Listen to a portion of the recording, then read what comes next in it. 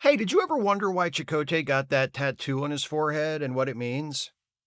Me neither. This is a review of the Star Trek Voyager episode Tattoo. If you have not seen this episode and you don't want to know why that guy from Ancient Aliens who stole Londo Mollari's hairstyle likes it so much, I'm just guessing, be warned, spoilers beyond this point. What if the indigenous people of the Americas came from outer space? Wouldn't that be something? Do you think? An away team consisting of Chakotay, Tuvok, B'Elanna, and Neelix is on some planet scrounging for some mineral they need to repair Voyager's warp engines when Tuvok finds something interesting, the remnants of a campsite and this spiral pattern drawn on the ground. Chakotay recognizes it, and it triggers a flashback to when he was a teenager with even less charisma, and he was hiking through a Central American rainforest with his father in search of the descendants of the ancient rubber tree people, the tribe from which Chakotay's own tribe also descended. They find a piece of wood with that same spiral pattern. Chakotay's dad tells young Chakotay about the tribe they're searching for, how they still live by the old ways, rejecting technology. That's why they are traveling on foot, to respect their customs and to honor the sky spirits who led their shared ancestors to this land. Young Chakotay doesn't seem impressed. Back in the present, Chakotay says of the spiral pattern they found, maybe it's a blessing to the land for damaging it with a campfire. Tuvok's like, sure, whatever. Cut to Voyager, where the Doctor is still a dick because this is only Season 2, and he casually dismisses Ensign Wildman's complaints about her pregnancy-related discomfort, telling her to quit complaining and get back to work. Ensign Wildman's like, but the pain I'm feeling makes it difficult to work. Well, you should have thought about that before you opened your legs. After Wildman leaves, Kes is like, I wish you knew what it was like to actually experience the pain and misery of an illness. Then you might have a little more compassion for your patients. She walks out, and the Doctor's like, hey, that could be a subplot. In the ready room, Chakotay is complaining to Janeway about that trip to Central America his father dragged him on when he was a kid. Janeway's like, do you have any idea how the same symbol that you found in that rainforest on Earth found its way to a planet here in the Delta Quadrant? Chakotay's like, nope, but those rubber tree descendants we were looking for would probably chalk it up to sky spirits, but that's dumb. There's no way that's going to turn out to be true in any sense. Janeway says, we picked up the warp signature of a ship that recently left this area. I say we follow it and see if they can help us out with those minerals we need for our engines, and maybe also solve the mystery of that spiral thingy. What do you say? Yeah, sure. Voyager traces the warp signature to another planet. They detect no life signs, but Janeway orders that they transmit a greeting explaining who they are and that they come in peace just in case. B'Elanna detects large amounts of the mineral they need, so Janeway sends Chakotay down with an away team. They run into a snag in the transporter room. Whenever they try to beam down, a storm spontaneously forms over the spot they're trying to beam down to, blocking the signal. Chakotay's like, okay, then we'll take a shuttlecraft. They fly the shuttle down. Another storm gathers all of a sudden as soon as they enter the atmosphere, but they manage to land safely. On the way down, Chakotay has another flashback to his Central American hiking trip with his father, where his father says, I know you're miserable on this trip. I'm sorry for bringing you. Young Chakotay says, I'm sorry I'm not who you want me to be. His father says, I knew you would be contrary from the moment you were born. I'm just worried that you'll lose your way if you have no spirits to guide you. Meanwhile, on Voyager, the Doctor has programmed himself with the symptoms of the flu, not to learn from the experience himself, but to push through the misery and prove to the crew what a bunch of crybabies they are when they get sick. Harry comes in like, I don't feel so good, and the Doctor's like, fuck you, you wimp. Down on the planet, B'Elanna discovers a rich deposit of the mineral thereafter, and Chakotay tells her to start working on a way to extract it. Meanwhile, Chakotay is noticing how similar this rainforest is to the one he and his father explored in Central America back in the day. It even has the same kind of flower. And that bird overhead sure looks like a hawk, doesn't it? Another flashback to Central America. This time, young Chakotay is ruining his dad's day by announcing that he intends to apply to Starfleet Academy. Chakotay's dad is like, I know you've never fully embraced our ways, but if you leave the tribe and join Starfleet, you won't belong here, but you won't belong there either. You'll be forever trapped between two worlds. So can I go? Back in the present, Neelix gets attacked by that hawk they saw earlier, and Chakotay sees a spooky face. They beam Neelix back to the ship for medical treatment, and then Tuvok discovers a structure which resembles something else Chakotay saw during his hiking trip with his dad in Central America. Only this structure was obviously built using advanced technology. Chakotay chats with Janeway from the surface. Harry has figured out a way to extract the mineral they need, but before they do that, they have to find the people that live here and get permission. Chakotay says it looks like whoever lives in this village left in a hurry. He also ponders how unusual it is for people who obviously have very advanced technology capable not only of warp speed flight, but also masking their life signs from Voyager scanners, to live as simply as this. Then Chakotay says, "Oh, by the way, have the sensors picked up anything that might be making me see a scary face?" Janeway's like, "No. Do you want to come home?" Chakotay's like, "Nah, we'll keep looking." To make sure the inhabitants of the planet don't consider them a threat, Chakotay tells the others to lay down their weapons as they continue the search. Tuvok does not like that. Another flashback. Hey, they finally found the descendants of the Rubber Tree people. Young Chakotay almost gets everyone killed by going for a weapon when the Rubber Tree people first appear, but his dad smooths things over by drawing that spiral pattern on the ground. Chakotay's dad shows the Rubber Tree people that he speaks their language, and things get friendlier from there on. Back in the present, a storm blows in and Chakotay gets separated from the away team while they run for the shuttle.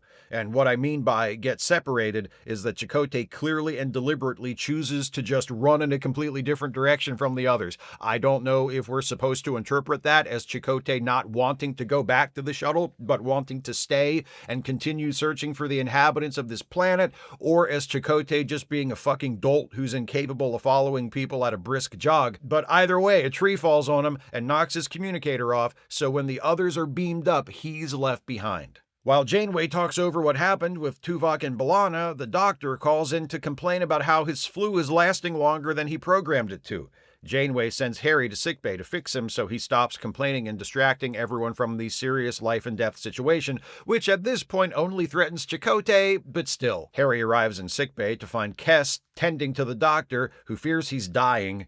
Kes is like, "Don't worry, he'll be feeling better in less than an hour. I just secretly added some extra time to his flu program because I don't think it was fair for him to know exactly when he wouldn't be sick anymore. Okay, bye." So Kes respects the doctor's personhood unless he's being a dick and she wants to prove a point to him. Okay then. Down on the planet, the storm has passed. Chakotay wakes up, realizes he's alone, and figures, fuck it, time to get naked. Are the inhabitants of this planet hiding somewhere nearby and watching this intruder strip down to his bare ass in their building? And then he just leaves his clothes there? Are they thinking he expects them to do his laundry or something? Is your uniform even that dirty? Just throw it on the pile, I guess. While he's getting naked, Chakotay remembers how the Rubber Tree people stripped his dad naked, dressed him in some of their clothes, and drew that tattoo on his forehead. The chief announces he's one of us now. Back in the present, naked Chakotay finds some clothes lying around and puts them on, and calls out to whoever may be nearby that they have nothing to fear, that he just wants to talk. On Voyager, Tuvok tells Janeway that he thinks whoever lives on the planet has been fucking with them, causing storms to gather whenever they try to beam down or land on the planet, but allowing them to beam up. Seems obvious they don't want visitors. Janeway's like, "Well, I guess we could just leave Chakotay down there and take off, but then which one of you dipshits would I promote to replace him? No, we'd better go get him. Let's just fly this whole-ass starship down there and land it." So they try that, and immediately get caught in a gigantic storm that threatens to wreck the whole ship. While everyone else is dealing with that, Chakotay wanders into a cave and finally makes contact with the inhabitants of the planet. He earns their trust by speaking to them in a few words of the language he remembers his father speaking in Central America, the language of the Rubber Tree people, and the language of these people. Also, hey, same tattoo! Chakotay explains that he wears the tattoo to honor his father, and he wore it to honor his ancestors. The alien says, "We heard all of your people had been wiped out." Chakotay's like, "No, there are still a few of us. The alien explains that Chakotay's ancestors are people they call the inheritors. See, what happened was, these aliens visited Earth tens of thousands of years ago, and they met this tribe of hunter-gatherers and thought they were pretty cool. So the aliens bonded with these people genetically, giving them a spirit of adventure that compelled them to travel all over the land, creating new civilizations as they went, flourishing for centuries and centuries. But then white people showed up and killed everybody. Chakotay's like, yeah, that's pretty much it, but the white people are a lot nicer now, mostly, and they didn't kill everybody. So there's that. The alien explains that the reason they've been hiding is because they received Janeway's "We come in peace" message, and they assumed that meant white people were coming to kill them, which, historically, safe bet. The aliens turn off the storm, saving Voyager, and Tuvok shows up with a landing party to rescue Chakotay. Chakotay's like, put your guns down, dipshits, I've got this. He tells the alien leader about how his father died defending their home colony from invaders, and how he and his father weren't on good terms at the time, so in an attempt to honor him, Chakotay took his tattoo and joined the fight in his place. The alien draws the spiral pattern on the ground. The hawk flies overhead, and Chakotay hears the voice of his father saying, "Do you hear what he says to you, Chakotay?" Chakotay says, "Yes, father. I finally hear him." Tuvok, who is standing right there, goes, "Okay, we're done. Voyager, beam us up." Oh, and also apparently the aliens allow Voyager to take some of the minerals they were looking for from the land, but not as much as they need or something. It's not clear, and I don't really care anyway. The end! I mean, I guess if you like tired Native American spiritualism tropes and you're a fan of the condescending conspiracy theory that advanced extraterrestrial visitors must have had something to do with the social and architectural achievements of ancient people, you might enjoy this one. Me, not so much. Like so very, very many Voyager episodes, Tattoo is never really that bad. But it's so content in its own mediocrity that it never feels like anything other than an excuse to make an episode to fill that season's order. Shading in some backstory or some characterization of any kind for Chakotay isn't a bad idea, and this is a better or at least a less random effort at doing that than what they tried a few seasons later when they suddenly decided that Chakotay was a boxer or whatever. But the flashbacks, which establish Chakotay's connection to the people he finds on this planet, have a few issues. First and foremost, Douglas Spain, the actor who plays young Chakotay, is just not getting it done. I don't want to be too hard on him because this was one of his first credited acting jobs, and according to his IMDb page at least, he's gone on to have a good career with lots of television and film appearances over the last 30 years or so. He doesn't get much help from the script, but he also doesn't do anything to elevate that script. The scenes between young Chakotay and his father are crucial to those flashbacks, and those flashbacks in turn are crucial to lending meaning to the present-day events of the episode, and Spain's performance as young Chakotay is wooden and one-note. He found that bored, sullen teenager key and just kinda stayed there. Henry Darrow, the actor who plays Chakotay's father, is fine here, but the character feels as remote from us as he does from his son. Maybe that's appropriate since they don't have the best relationship, but there should at least be some chemistry between them. Think of the episodes I've reviewed elsewhere in this batch. Think of Spock and his parents, or Worf and his parents, or Riker and his father, or Picard and his brother, or Ezri Dax and her family, or, and this isn't really fair because they're so good, Ben and Jake Sisko. Whether their relationships are good or bad, they all have chemistry on screen together. The actors find ways to make it feel like these are real people who really know each other, who have real history together. On the other hand, young Chakotay and his father seem to have only just met a few minutes ago. Like I said, the script doesn't help. Their father-son relationship is practically paint by number.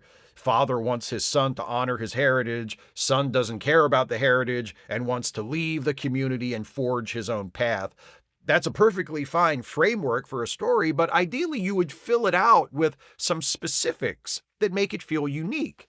The version of the story we see in Tattoo feels hammered together from spare parts. There's a missed opportunity to inject some life into young Chakotay's relationship with his father when Chakotay tells the old man that he wants to join Starfleet and his father objects to his wish to leave the tribe. They're searching for a group of people, descended from the same ancestors as they are, who have chosen to live by the old ways, but they, Chakotay and his father, do not live by the old ways. At least not these old ways. They live on a colony on another planet. They travel by starship. They use transporters. They embrace technology.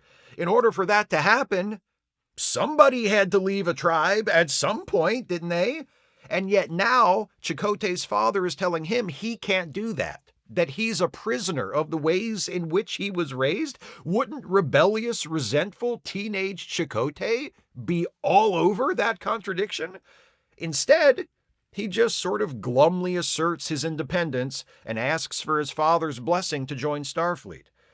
Maybe that's the problem with the stuff about young Chakotay and his father. They never really argue about anything. They disagree, they're on different pages, but they don't fight. There are no fireworks, there's no tension, and that means there's no drama. The rest of the episode doesn't fare much better. Because of how closely the events in the present day parallel those of the flashbacks, the episode doesn't have anything remotely surprising to offer. We see young Chakotay and his father discover the people they're searching for in the past, and we see adult Chakotay discover the people he's searching for in the present, and it goes down more or less exactly how you would guess it would go down. The elusive inhabitants of the planet are treated like a mystery, but we already know the solution to the mystery because A, we've seen TV shows before, and B, the flashbacks of this episode show us exactly what's going to happen in the present before it happens, because everything that we see occurring in the past directly parallels something that occurs to adult Chakotay on that planet. Again, when Chakotay meets the leader of the aliens in the present, there's no conflict.